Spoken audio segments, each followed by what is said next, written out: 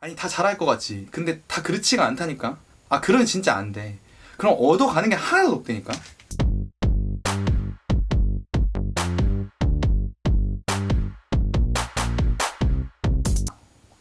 오늘 들려드릴 이야기는 아니 뭐 저런 것까지 얘기를 해? 라고 말씀하실 수도 있지만 정말 중요한 부분입니다. 신입과 사원일 때 직장 내 소통 스킬입니다. 장담하는데 이것만 신경 쓰고 챙긴다면 절대 직장에서 일 못한다는 소리 들어도 개념 없다는 소리 안 들을 거고요.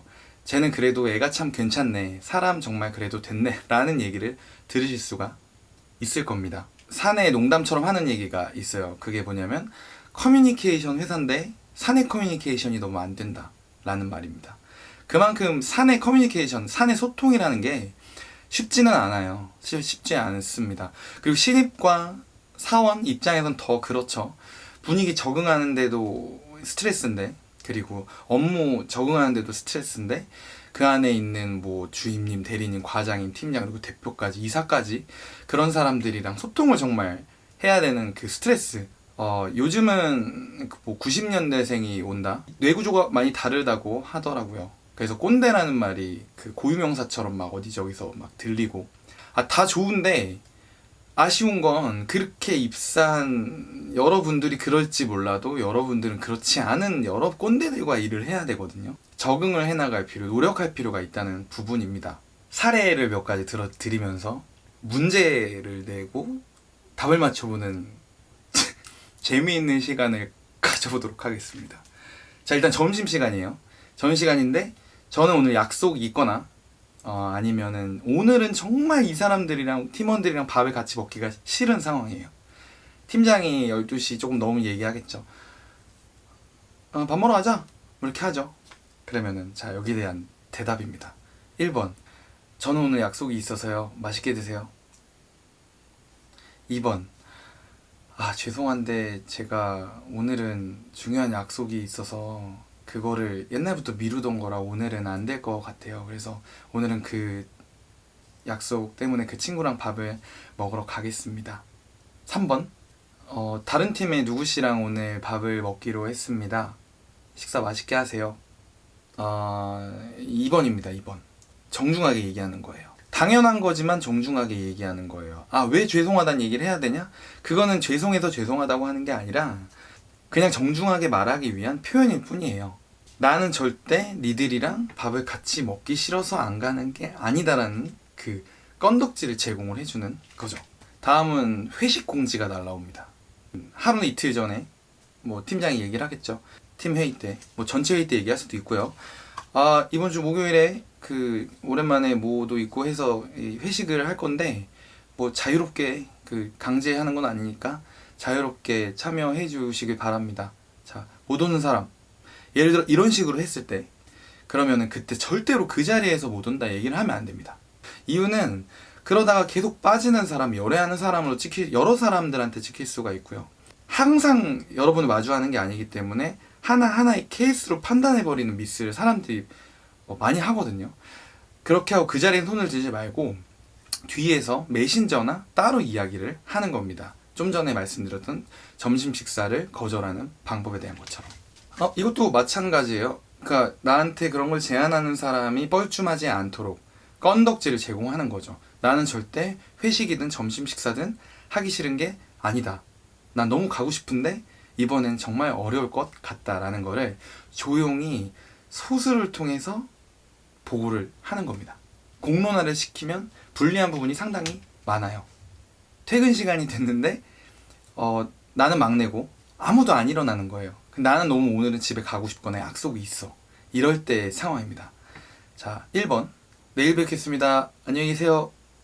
2번 조용히 저는 퇴근하겠습니다. 안녕히 계세요. 1번과 2번의 차이는 1번은 밝게, 2번은 조용입니다. 그리고 3번 다들 퇴근들 좀 하세요. 저는 먼저 가보겠습니다. 안녕히 계세요. 4번 그냥 눈치껏 조용히 있는다. 5번 혹시 더 시키실 일이 있을까요? 아니면 혹시 좀 더 제가 해야 될 일이 있을까요? 라고 물어보는 겁니다. 감 오셨겠지만 맨 마지막 게 이제 가장 가까운 답이고요. 그거를 가급적이면 자리로 가거나 일어나서 주변 사람이 들리지 않게 메신저로 먼저 전달을 하는 게 가장 좋습니다. 빨리 가야 된다는 뉘앙스는 전달하는 게 아니라 더 할 일이 있나요? 라고 물어보는 거예요. 말이 다르죠. 저는 퇴근하겠습니다 랑 더 할 일이 있을까요? 라는 거랑. 하긴 복불복인 경우도 있어요. 정말 그랬을 때 그래요? 그러면 이거 좀 도와줄래요? 라고 할 수도 있습니다. 여기서 또 팁은 팀장한테 보고를 하기 전에 바로 자기 윗선배한테 얘기를 하는 거예요. 그러면 그 이야기를 통해서 그 윗선배를 어느 정도 퇴근에 대한 의견을 피력하는 편을 만들 수가 있는 거거든요. 그리고 절대로 메신저에 팀장이 있거나 메신저를 하지 않는 상황에 보고를 할 때 퇴근한다고 절대 가방 메고 가지 마세요. 아니 근데 그런 사람 진짜 많다니까.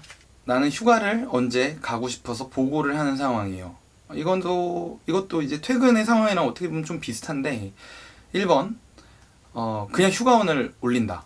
그리고 2번 저는 이날 휴가 쓰겠습니다라고 회의 때 얘기를 한다. 3번은 일단 팀장이나 선배에게 먼저 이날 제가 휴가를 이런 이유로 써야 되는데 괜찮을까요? 우리 일정에 차질이 없을까요? 라고 물어본다. 4번도 있어요. 전체 회의를 할 때 얘기를 하다가 회의 때문에 사람이 많이 몰려있죠. 그 회의가 끝날 때쯤에 혹시 뭐 보고할 거 있는 사람이라고 얘기를 했을 때 저는 이때 휴가를 쓰겠습니다 라고 얘기한다. 답은 당연히 3번이죠. 근데 이걸 문제로 내면 그렇게 생각을 하는데 막상 그렇게 하는 사람 많지가 않다니까요.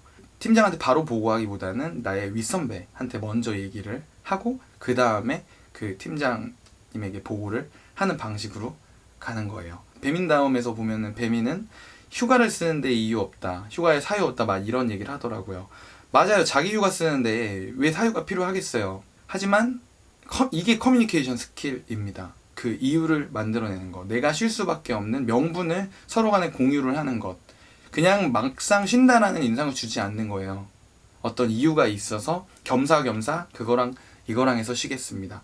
근데 몸이 제가 너무 안 좋아진 것 같고 체력이 좀 딸려서 하루 좀 쉬고 다음 달부터 파이팅 하겠습니다. 어감이 완전 다르잖아요. 아니 다 잘할 것 같지. 근데 다 그렇지가 않다니까.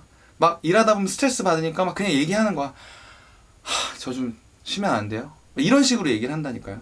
그러면 진짜 안 돼. 그럼 얻어가는 게 하나도 없다니까. 이 소통의 스킬의 가장 중요한 포인트는 1보 후퇴 그리고 2보 전진. 결국에 우리가 소통의 목적은 생각을 공유하는 건데 그 생각의 공유에 있어서 내가 전달자라고 하면 내 소통의 목적은 뭐예요? 그거는 내 의견과 내 요구를 그 사람한테 관철시키는 거예요. 관철시키기 위한 과정.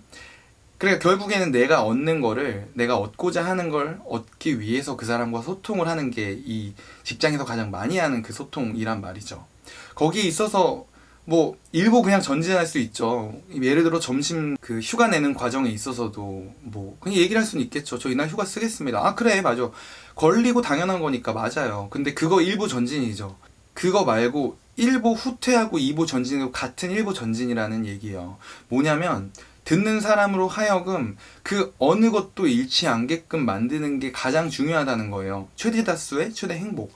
만에 하나 어떤 사람, 그리고 나한테 뭔가를 제시한 뭐 회식이나 이런 걸 제시한 사람을 이만큼이라도 뻘쭘하게 만들면 그거는 그러니까 여러분이 정말 클린하게 관철시키는 게 아니잖아요. 조금만 신경 써서 커뮤니케이션을 하면 한 발짝 물러났다가 2보 전진을 하면은 그 사람도 기분 안 나쁘고 나는 원하는 걸 가질 수 있다는 거죠.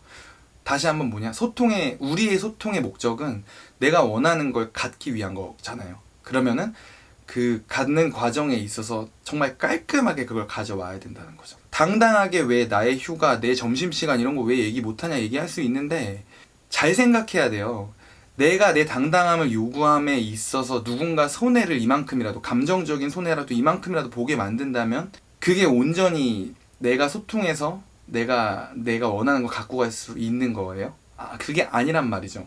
이거는 제가 다음 편에는 이제 주임 대리의 커뮤니케이션 그리고 팀장의 커뮤니케이션에 대해서도 다룰 건데 이 진리는 동일합니다. 소통의 목적, 그거는 내가 원하는 걸 가져가기 위한 거. 그리고 가져가기 위해서 그 누구도 아무 스트레스도 잃는 것도 없게끔 만드는 게 진정한 이기는 거라는 거.